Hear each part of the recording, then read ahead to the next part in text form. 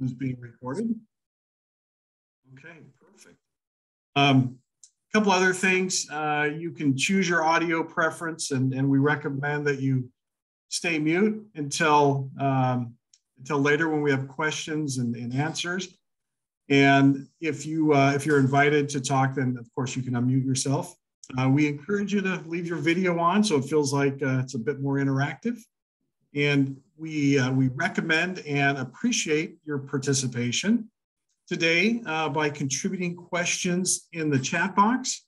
So throughout the presentation, feel free to throw out a question. We'll get to it during the Q&A section. In the meantime, we'd love to know who's on the call today. So go ahead and in the chat box, include your name, your organization, your title. If you want to include your contact information, you can do that as well. All right, so we have some events that are coming up. We want to point those out to you. We have another seminar with Dr. James on Thursday, and this one is for the professional advisors, but everybody is welcome to attend if you want. We have the registration link on our website, and at that webinar, we're going to dive into the mind of the donor. All right, so in August, we have another event coming up, and we want you to get this on your calendar. We'd love to have you join us. We are going to have host a networking social August 16th from 4 to 6 o'clock at Brick West Brewing. And by attending today, you're going to get a link to be able to register for free. And this is a $10 event if you do not attend.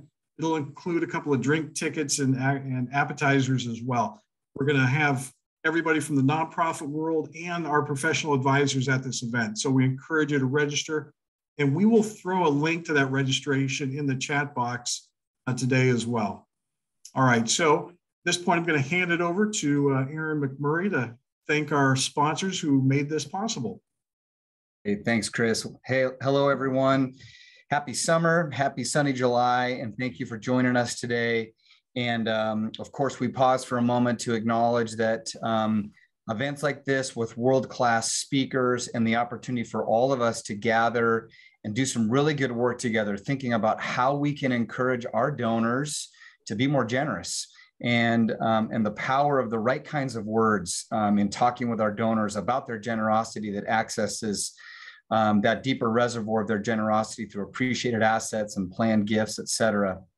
It's an important conversation, and it doesn't happen without experts like Dr. James joining us. And of course, all of that comes with the need for sponsors who come alongside us and make this happen. So I want to acknowledge two groups in particular. Our presenting sponsor is Idaho Central Credit Union, and I'm really grateful for Richard and his team with marketing and community relations, and then our local branch in Spokane with Manny Hockheimer.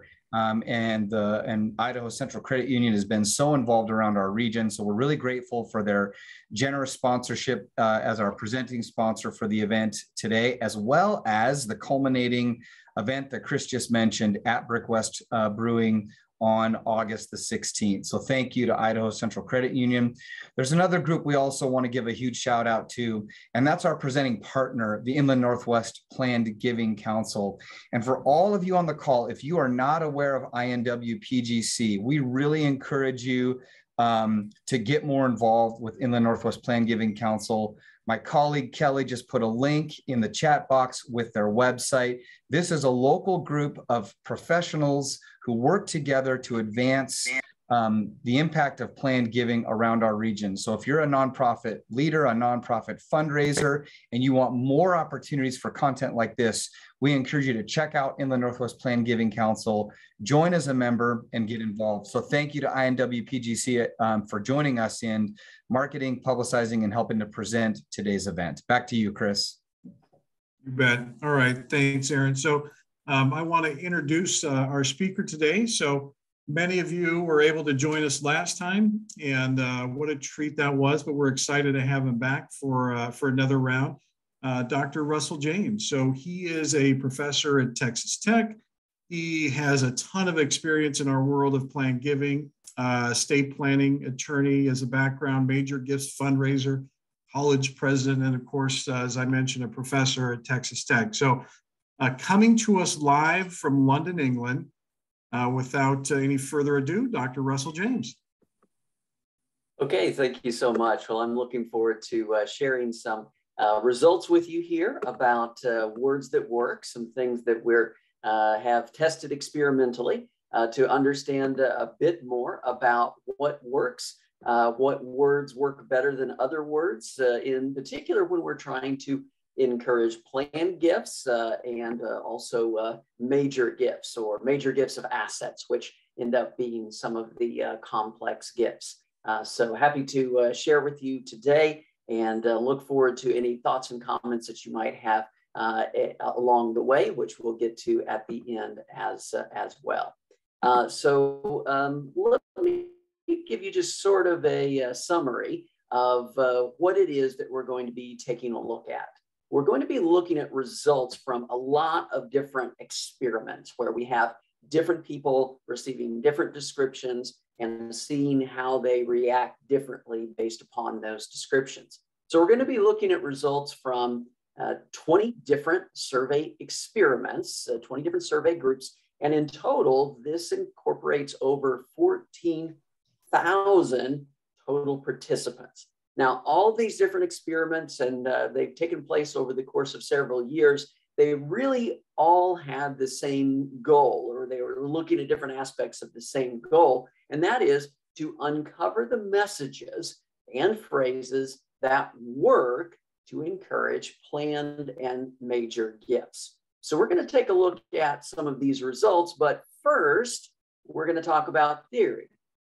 I mean, I'm a professor. That's what I do. We talk about theory, but I promise you, if you survive through just a couple of minutes worth of theory, we'll get to some very practical results. But I think understanding the underlying theory can be helpful here to explain why we keep seeing such consistent outcomes when we test different words and phrases.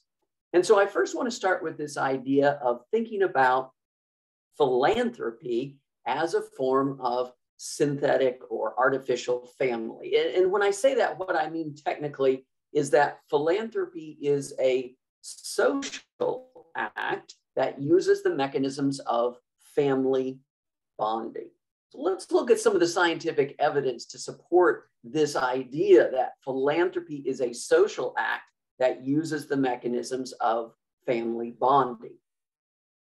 Now, some of you know that some of the research that I do involves neuroimaging. And in fact, in the next scheduled session, we're going to be diving into that neuroimaging, which is how we get inside the mind of the planned giving donor. And we actually, in the very first study, and this one wasn't mine, some of the laters are, but the very first neuroimaging study of charitable giving, back in 2006, we learned some important things. One of the things we learned is that charitable giving is rewarding. Much like receiving money, it activates reward centers in the brain. However, charitable giving was rewarding in a different way. And specifically how it was different is that charitable giving uniquely involves oxytocin-rich social attachment brain regions. Now, why do we care about oxytocin? Well, this is actually a hormone that is used in both maternal and romantic love. So believe it or not, we had some initial evidence back in 2006 that these philanthropy decisions actually are engaging these family bonding structures of the brain when these decisions are made. Well, that wasn't the only piece of research that was showing us this result. We began to see other results that were showing the same thing. Now, in this particular experiment, this was a bit more straightforward. The result found that if you increase the hormone, or technically it's a neuropeptide oxytocin, this family bonding hormone, it increased charitable giving. Now, by the way, this was done not through a needle or an IV or anything like that. It's actually just done through a nasal spray. Some people got a nasal spray that was just placebo. Other people got a nasal spray with oxytocin. And then they were asked for charitable giving, for financial sharing afterwards. Now, I have to give you a warning. The scientific importance of this study is not how do I surreptitiously squirt something up the donor's nose right before I make a big ask. That's not what we're doing with this information. Instead, what this is showing is a direct experimental link between the family bonding hormone, oxytocin, and philanthropic decisions. So we not only have the neuroimaging evidence, we have the direct experimental evidence that says these two things are connected. Well, I've got some good news for you. You don't actually have to squirt something up someone's nose in order to increase their oxytocin levels. A later study found that human touch, when followed by a small gift, elevated oxytocin levels and subsequent charitable giving. Now, if I were to come to you today and say, for example, that shaking a donor's hand is a good idea, or putting an arm around the shoulder, or sharing a donor premium gift is a good idea, that wouldn't surprise you at all. But the surprising thing is to see that these age-old practices may very well be working through this family bonding hormone of oxytocin. Again, even more evidence that philanthropy decisions actually use a family bonding mechanism.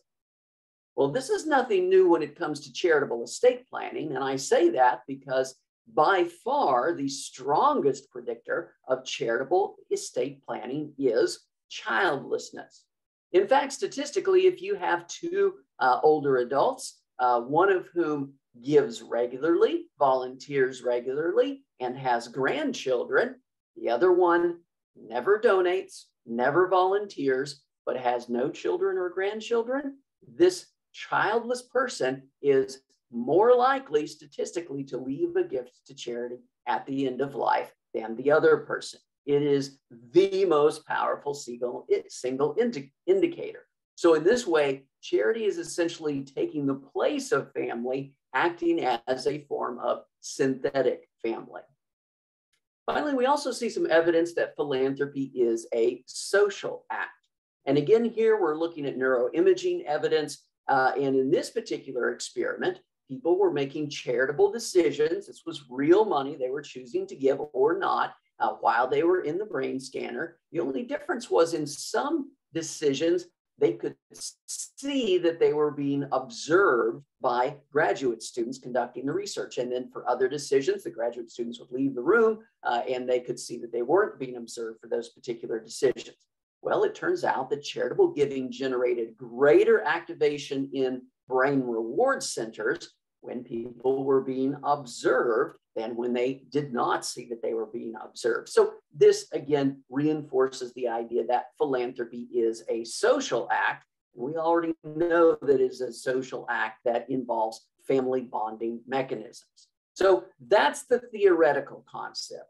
Starting with theory, if we understand that philanthropy is a social act that uses the mechanisms of family bonding, that's actually going to explain a lot of the results we're about ready to look at. Before we get to those results, though, let's think about this idea of how is it that we can be successful at building family social relationships rather than the contrary kind of relationships, which are simple market contract relationships. This is something we actually already know how to do. If you think about how do we build family social relationships outside of philanthropy, what extended family members are you closer to, right? We ask very basic questions. Do you call? Do you write? Do you visit?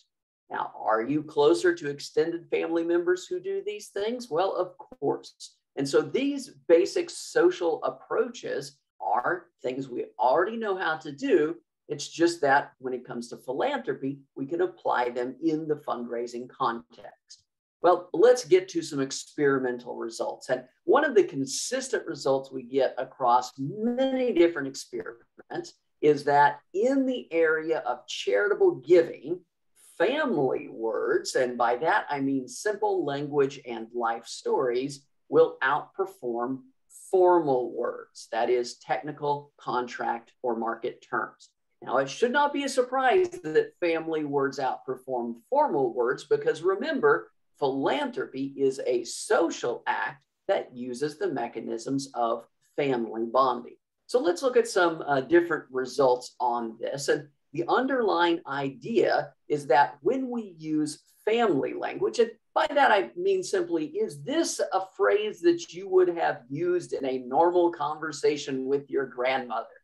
If the answer is yes, then you're probably using family language, simple words and stories. If the answer is no, you have to be careful. You might be shifting over into market exchange language, that is formal, legal, or contract terms.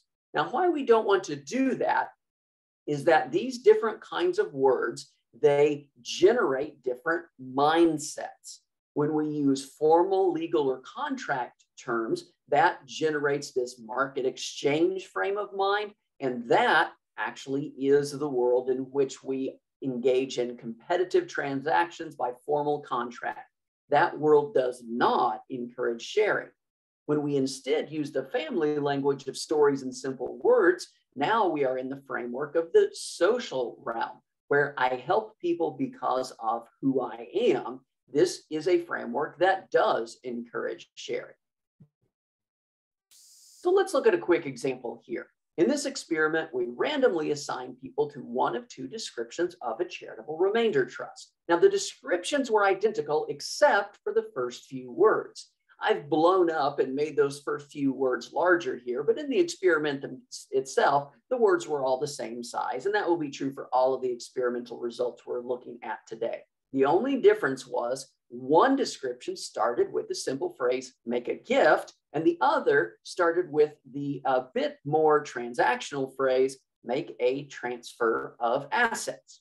Then we asked people about their interest in this particular gift. And what we see is that the share of folks who to some extent were interested now in the gift almost doubled if we didn't start with the description of make a transfer of assets, but instead started with the description of make a gift. We also see that the share of people who say, I will never be interested in that, that dropped substantially if we didn't use the more formal technical term of transfer of assets rather than simply make a gift. Then for another group, we decided to test a charitable remainder trust, but in a different way.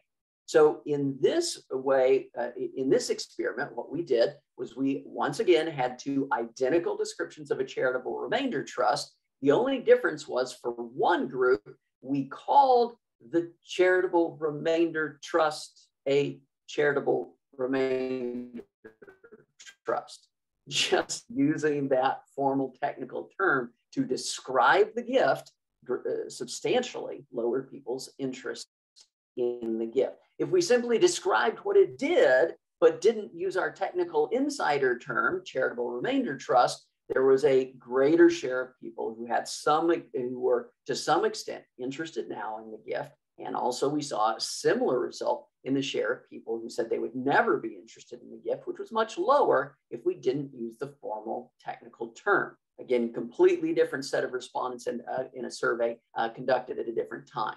We also see a similar result here when it comes to a description of a charitable gift annuity. Now notice, once again, identical descriptions of a charitable gift annuity. In one, we describe what it does, but we don't call it a charitable gift annuity.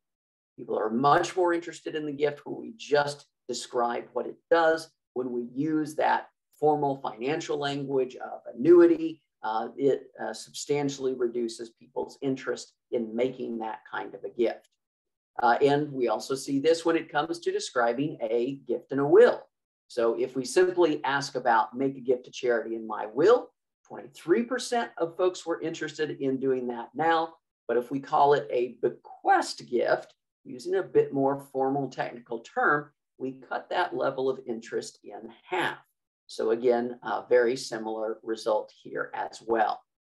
So as we look at this drop in the share of people who are interested now, when we use these formal terms, the question sometimes comes up, is there a gender difference? Is there an age difference? And here's the bottom line. There was no group for whom using the more technical term was helpful. The interest in the gift went down for everyone. Now, there are some descriptions that were worse for some groups than for others, but they were bad for all groups. So the bottom line is that this was not a helpful approach.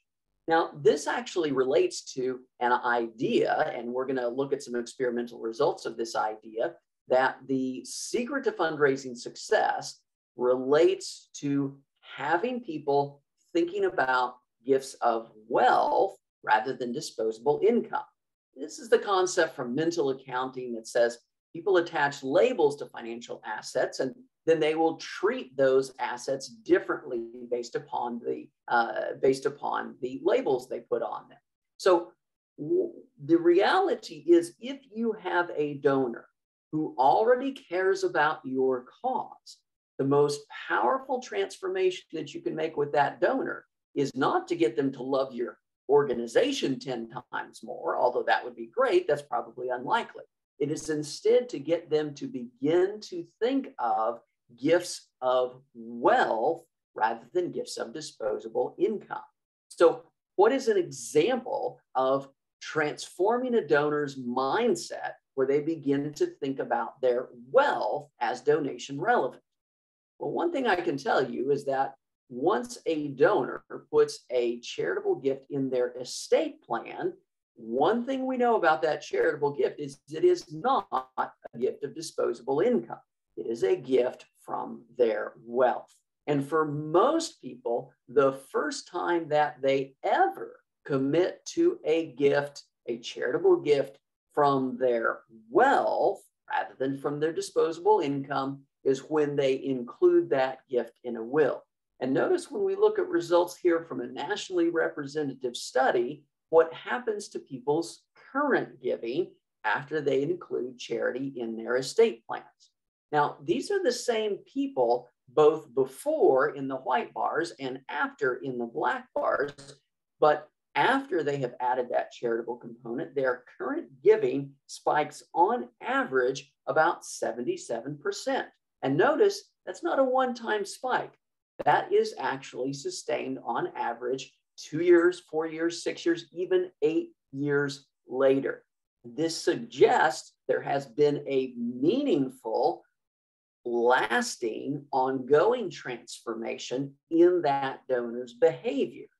And we see some evidence that suggests that when we combine it with other evidence, that this is because the donors are beginning to think of their wealth, not their disposable income only, as donation relevant. And that can be very powerful. And indeed, we see even stronger effects if we look at propensity to make gifts of $1,000 or propensity to make gifts of $10,000 or more. So very powerful effect here.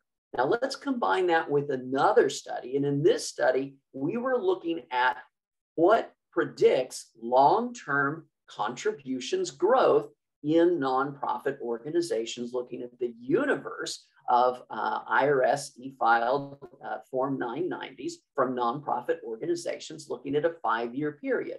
And what we found is that organizations that started out raising their contributions entirely from cash and also ended up raising their contributions entirely from cash, both in the beginning year and the end year, on average, those organizations grew their fundraising in total over that 5-year period by 11%. Now, that was the same as the combined total inflation rate over that same period, which means on average, cash-only fundraising organizations were simply treading water. Now, if we compare that with organizations that both at the beginning and at the end were including gifts of securities in their contributions, those organizations on average grew their fundraising 6 times faster over that 5-year period. This is a massive, massive difference in long-term fundraising growth. What is it that is so powerful about contributions of securities or other non-cash assets like real estate, closely held companies? Well, the reality is those are not gifts of disposable income. Those are gifts of wealth. And the first time a donor makes a gift from their wealth, say they make a gift of securities, now that securities portfolio becomes donation relevant. And so it frees the donor to begin to consider gifts at a dramatically different level because their reference points have changed. They're no longer making pocket change gifts where their reference point is what they just spent at Starbucks. They're making gifts of wealth where their reference point is their wealth holdings. And that, again, is transformational for the donor and also transformational for the organization. So again, both of these results are actually showing the same underlying effect of shifting the donor's mindset from giving out of disposable income to giving out of wealth. All right, let's get back to some more words and phrases. And here, let's look at this question of what job titles work best for planned gifts, gifts of assets, like these types of gifts we've been talking about. Well, in this set of experiments, we asked people in 4 different scenarios, and we'll look at each scenario in depth. Who at the charity are you more likely to contact? And then for each title, and in total, we only gave them 13 different titles. They would look at each one at a time and ask, if you were in this scenario, how likely would you be to contact this person, from I would definitely contact that person to, well, I would never contact that person. And we had a little over 5,600 people who participated in this experiment. Now, we tested a total of 71 different job titles. And honestly, we tested every job title that I could come up with. The only change we made to keep everything comparable is we made all of the titles either a chief something officer or a director of something, just to keep everything comparable. So where did I get the job titles? Well, one of the things I did at the National Conference on Philanthropic Planning one year, I had a booth. I was giving away my books for free, but you had to give me your business card if you wanted to get the book. So I collected business cards, and of course, people assumed, well, okay, I'm going to get the book, but then he's going to spam me with all of the sales information. But in fact, I don't sell anything. I was actually wanting their business cards for this experiment. So I collected all the business cards, also went online and found any other kinds of titles I could find from different organizations. And honestly, I made up a few just to sort of test what those, how they would work. Some I made up because I thought they would work well, and others because I thought they probably wouldn't work very well. So here was the first scenario. Suppose you receive $100,000 in corporate stock from a relative.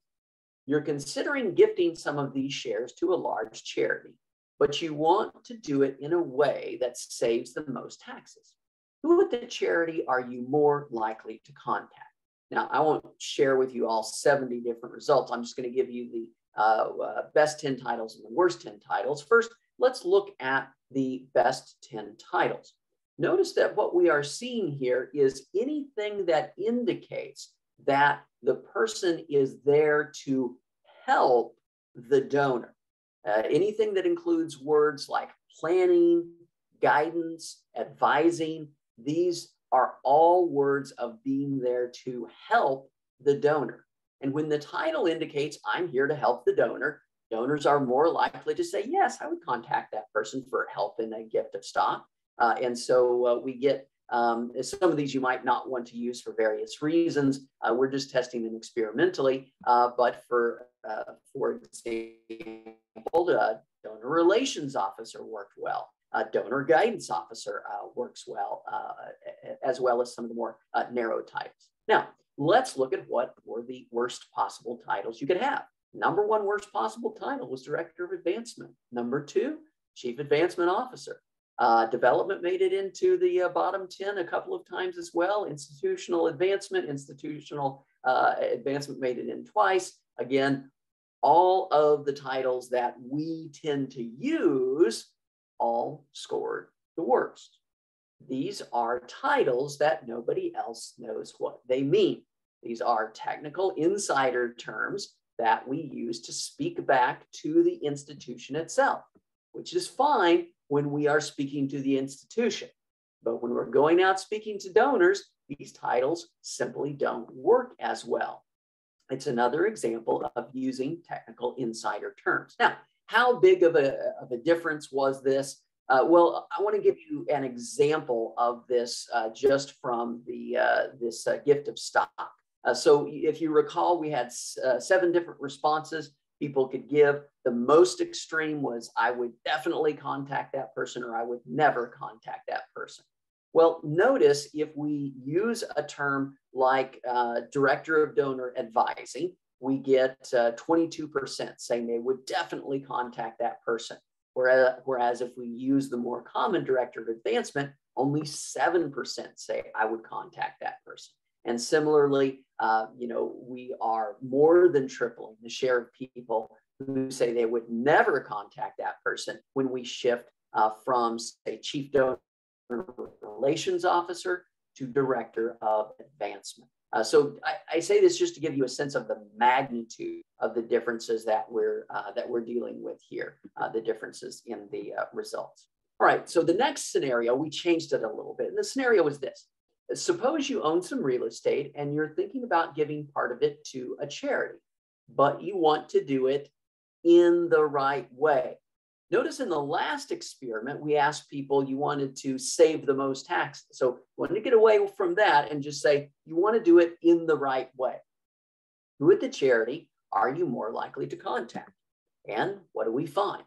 Well, when we look at the best 10 titles, again, anything that indicates either I'm here to help the donor or I'm expert in this particular transaction. So obviously, if real estate was in the title, that helped. And oddly enough, anytime that the word estate was in the title, people sort of associated that with real estate and thought, that would be a person to talk to as well. But again, for example, Chief Donor Relations Officer, a very generic title, shows up there as well that says, I am there to help the donor.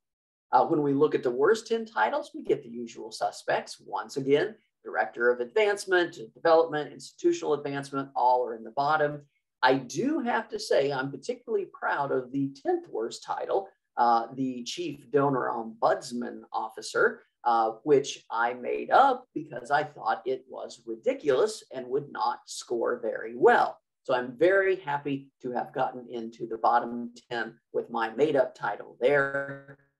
Unfortunately, this indicates that I have not yet demonstrated sufficient intellectual ability to construct a title that performs worse than what we all use. So that is, I guess, distressing on a different level as well. Here's another scenario. We're interested in gifts and wills. Suppose you are getting ready to write a new will. You are considering including a charity, but you want to use the right language for the gift. Who at the charity are you more likely to contact? Again, when we look at the best 10 titles, we have those that specifically reference this kind of gift using, for example, words like estate, estate planning, gift planning. But again, some generic titles such as Director of Donor Guidance. I'm here to help donors. That scores well also. When we look at our worst 10 titles, should be a fairly familiar list at this point. Advancement, development, institutional advancement. Again, we see the same results there. All right, so if we put all 4 scenarios combined together, where we're looking at, and the final scenario, by the way, was looking at a charitable gift annuity. And if we put all of those scenarios combined together, what we see is the best 10 titles. We have this consistent theme of I am here to help the donors, right? Director of Donor Advising, Chief Donor Guidance Officer. and of course, those that are specifically related to planned giving. For the worst 10 titles, we have the usual suspects, advancement, development, and various other scenarios there as well. How did this play out with different subgroups? Sometimes in planned giving, we're more interested in groups who are age 50 and above, and we see actually very similar results here. The only difference was that adults 50 and above were more likely to be familiar with the term planned giving. So both Chief Planned Giving Officer and Director of Planned Giving just barely made it into the overall top 10 for the 50 and above audience, but didn't for the overall result. So some slight difference there. What about men versus women? Very little difference. We do get that one difference with Director of Planned Giving, just barely ekes itself into the top 10 titles there among men. Just a very slight change, not much of a difference there as well. What about major donors? So these are folks that average $10,000 or more in donations. The differences there in the worst 10 titles, they're familiar with, if you want help with the gift you don't, call up the CEO. However, we still see in the worst 10 titles, advancement, institutional advancement. These titles that we might think major donors are more familiar with, well, they actually score still in the bottom 10. And the best titles still work very much similarly for this group. So we get these similar titles for all four scenarios. So when we look at all of these results, we're fundamentally saying this same thing. Are we communicating with donor language, or are we communicating with insider language? If we are using the words that the donors would use in their normal social conversations to describe the gift or to describe what it is that we do, that is going to work better than when we are using our technical insider terms. Now, this doesn't mean that everybody needs to go change their job titles. The job titles can perform very important functions of the institution speaking back to itself, and that's great. But when we are projecting out to donors, we might want to think about, does our title essentially communicate, I'm here to help donors? And by the way, if you can't get your job title changed, that's not a problem. I would just recommend that you put a tagline either on your email or on your business card that says, I help donors give smarter, because that says, I help donors, and what do I help them do? I help them give smarter. That's great because it'll trigger a question. How do you help donors give smarter? And then you can share wonderful stories, could involve planned giving techniques or strategies or scholarship funds or endowments or whatever, multi-year pledges on how a donor was able to accomplish some philanthropic goal helped out by your planning. So again, we want to use family words and not formal words. Another thing that we see is that because philanthropy is a social act, social examples will tend to influence charitable estate decisions. Now, this was a fantastic experiment where 3,000 people were going through their normal will planning process. Unbeknownst to them, they were randomly assigned to one of three groups. One group was just asked the standard estate planning questions with no specific reference to charity. One group had one extra question: would you like to leave any money to charity in your will? And the final group had that question, but with a social norm statement. Many of our customers like to leave money to charity in their will. Now, notice the difference in the share of people using their actual will planning processes, not something experimental done in a lab. This was people going through their normal will planning processes, in the impact it has on the share of people who are actually including gifts to charity in their real will documents. We more than double the share of people including gifts to charity simply by asking the question, would you like to leave any money to charity in your will? This shows you how critical it is for you to be top of the mind when the donor is making that decision. If you're not top of the mind, it's not that they have changed their feelings about you. It's simply that estate planning is so much thought and emotion and family and who's going to be mad at this and taxes and all of that. If you're not top of the mind, you'll just get forgotten about. And then, of course, if we use the social norm statement, many of our customers like to leave money to charity in their will. We now more than triple the share of people who are including gifts to charity in their actual will documents. This shows just how fluid this decision is when we can have a threefold effect from a single sentence. By the way, not only did that triple the share of people including gifts, but it actually more than doubled the average gift size for those leaving a gift. So it was a six-fold effect from a single sentence.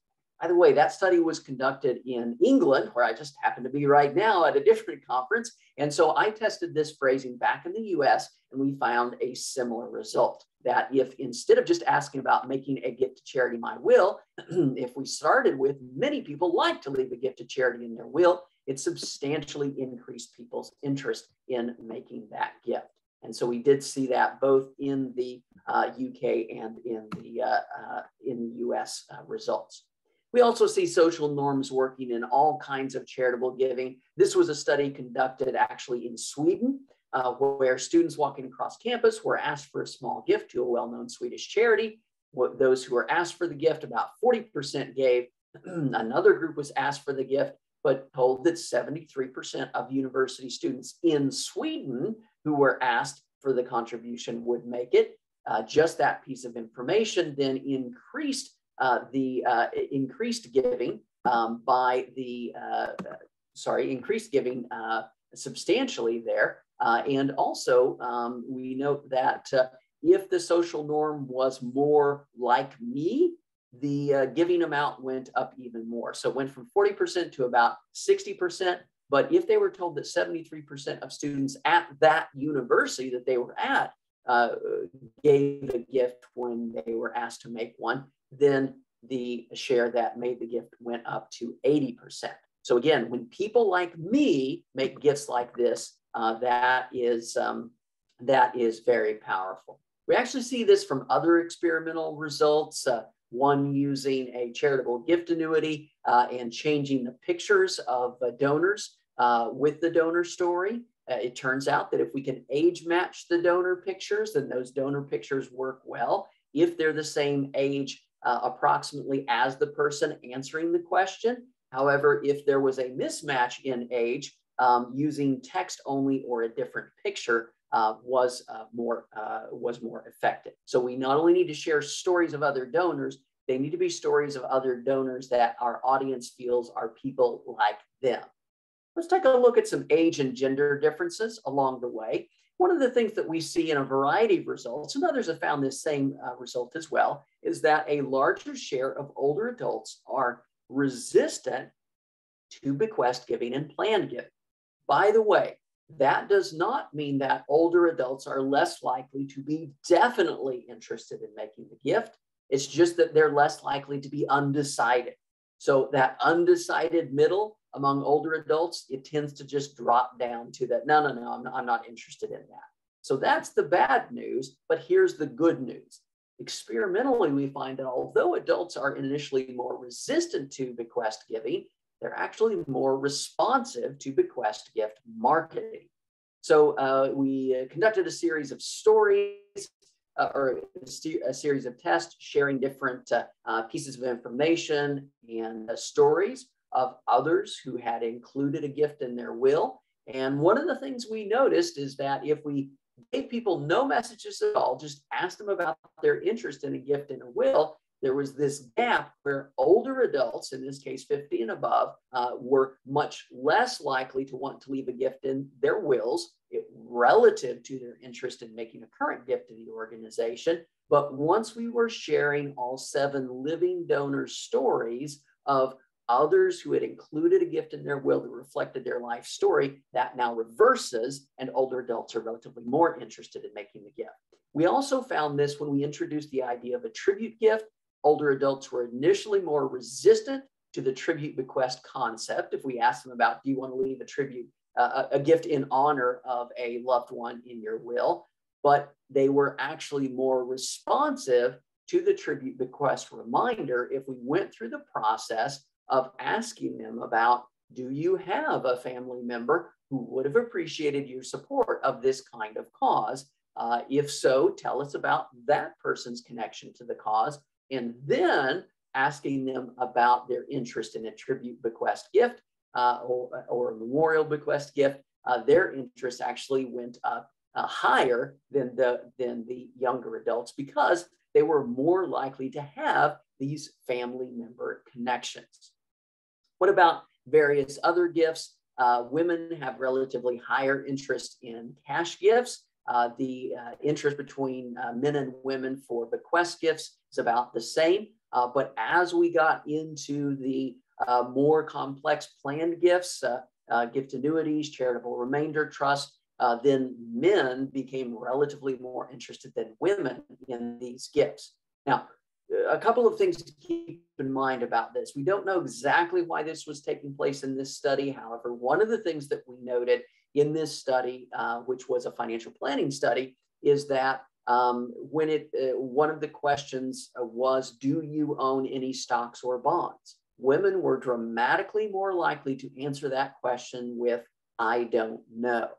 That suggests that we may simply be looking at an informational gap here rather than any sort of other kind of an issue. We actually have seen some of this starting to change in the estate tax data.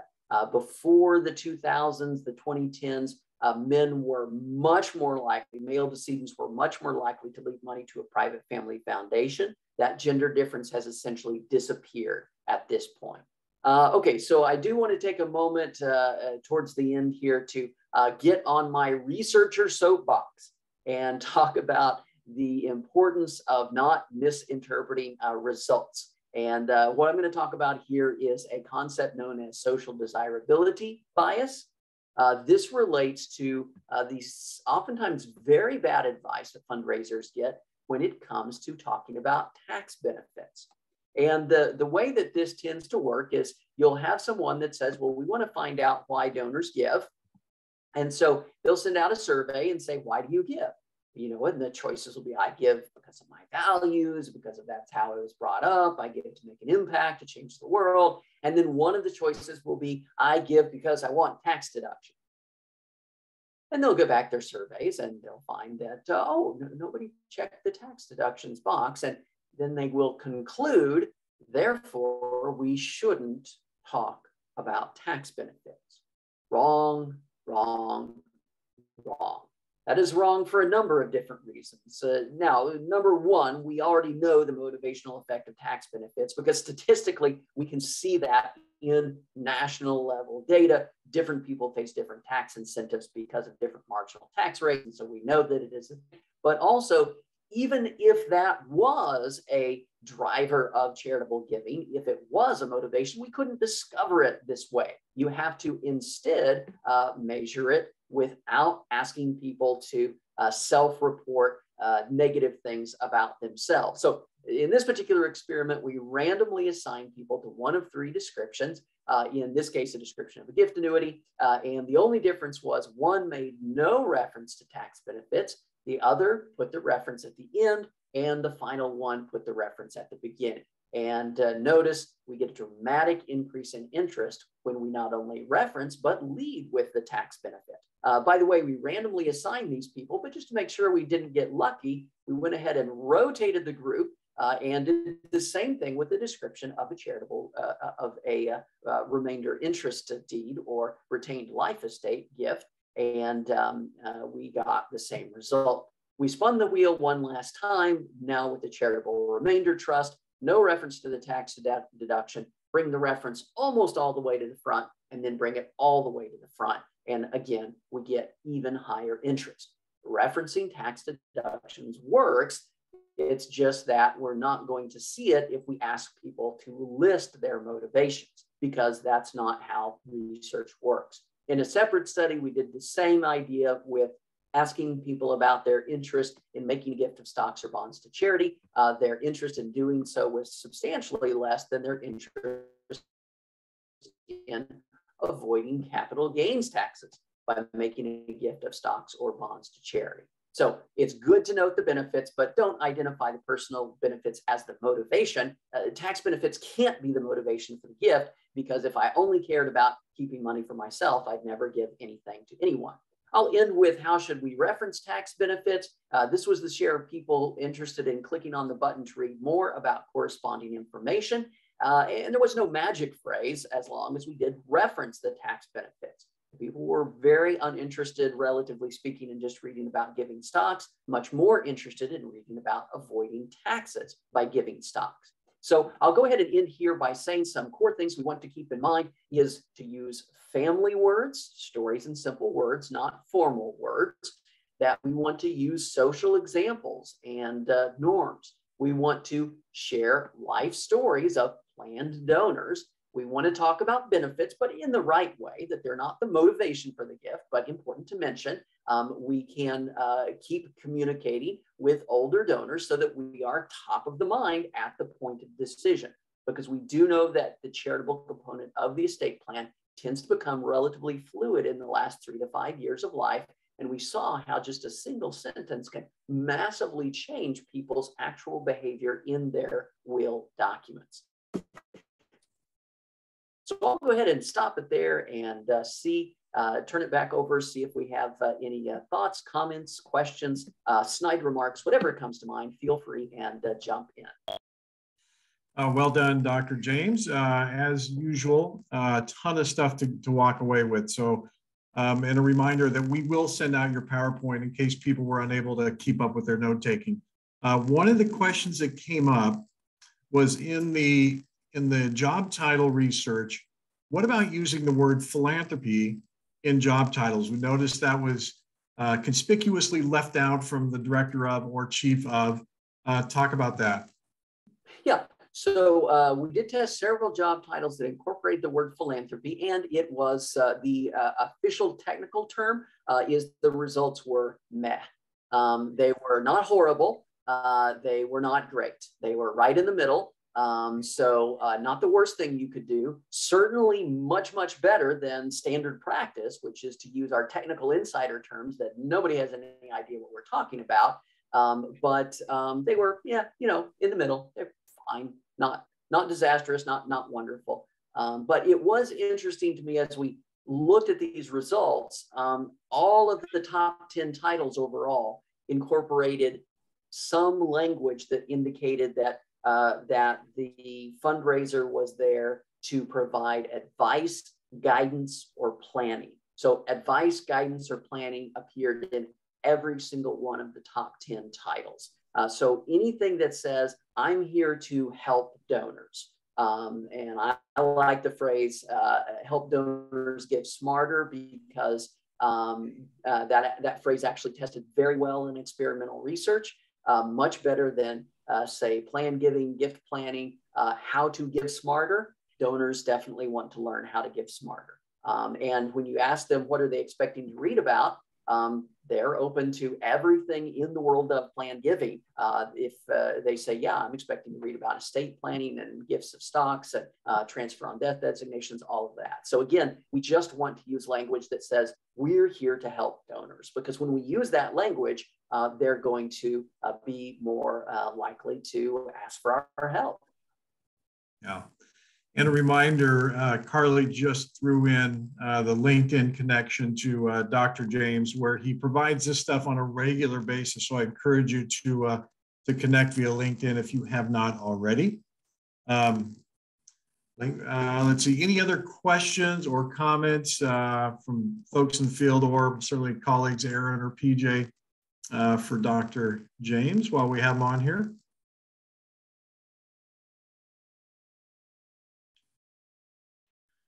All right. Well, I think obviously you provided great information, a bunch of useful stuff. Again, a reminder, we will follow up. We'll send everybody your slide deck, and I'll be interested to see how many job titles are slightly adjusted here on a go-forward basis. And again, using that family-friendly language is something I think that will be useful for all of us. If you can't explain it in common terms, then they're probably not going to understand the technical terms. So I think it's great advice that we should all use. All right, everybody. Chris, we do have one question that came up. Okay. Is there any benefit to publishing the names of the plan givers? Yes, so it's a whole issue of recognition. Right. So we get two so we get multiple benefits in different ways from doing that. And let me explain that. So the first benefit is, again, the idea that if you can communicate that people like me make gifts like this, that is the most powerful message. Now, if we are given permission to publish names, it increases the chance that I'm going to know somebody on that list, somebody who is in my social group, somebody who I identify with, and that is much more powerful. So that's the first way that this is powerful. The second way that it is powerful is that we can use this as a motivation to get people to either make the planned gift or share that planned gift information with us. So the idea is that conceptually, people will put off their estate planning because it's a death reminder, and people tend to avoid death reminders. But if we instead put them in the position of saying that, you know, if you were to commit to this kind of gift and allow us to share your story, it could be so influential on other people's decisions. That puts them in a leadership role, which is very powerful. And it also puts them in a situation where they're not signing this will because, or transfer on death or whatever it might be, a TOD, POD, whatever. They're not signing this because they might die, right? Which creates avoidance. They're signing this to influence other people's behavior. And in fact, we might present that as kind of a sacrificial second gift to the organization, you know, by saying, you know, PJ, I know you're often not comfortable with this sort of thing, but if you would allow us to share your story with other people, it could be really influential in their decisions. It's kind of like a second gift to the organization. The final way that that is powerful is that if the donor allows you to do that, they are then publicly shown as making this gift. The next time they revise their will, that is going to stick so much more strongly that, oh no, I need to fulfill this because all these people know that I have made this commitment. And so it makes that donor more likely to retain that commitment all the way through to the end of life. So powerful in a number of different ways. So it goes back to what you said about them being observed. And I have to say that our list of Legacy Society and Lifetime Benefactor members, we always have donors walk by and say, I know those people. I know a lot of people on that list, or some other comment like that. So yeah, that makes a lot of sense. So great question, Lena. Thanks for squeezing that in. Hey, Dr. James, I have one more question for you if you have the time. All right. Yes, so, absolutely. So you mentioned the study where folks name an organization in their will and their annual giving increases. What happens to an individual that names an organization that has never given on an annual basis? What happens? Do they start annual giving after they've named an organization their will? What typically happens with those donors? So in the, this is a long way of saying I don't know. In the study itself, all we can observe are gifts of $500 or more.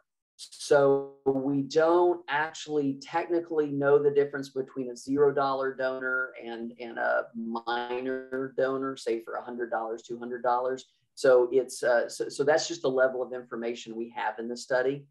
So most of what we're seeing, though, in terms of really moving the needle, is that for those who are donors, it's not so much people who are non-donors becoming donors, it's donors becoming much, much larger donors. And so that's really where the bulk of our results are coming from, is their, not their propensity to give, it's their propensity to give at 1,000 or more, their propensity to give at 10,000 or more, and beyond. That's where that impact is taking place. Although you certainly do see the existence of people who are not donors during lifetime, who do include a charity in their estate plan. Terrific. All right. Well, thank you for the extra time. Stay cool there in England, and we look forward to catching up again in a couple of days. Wonderful. All right. Thank you, everybody.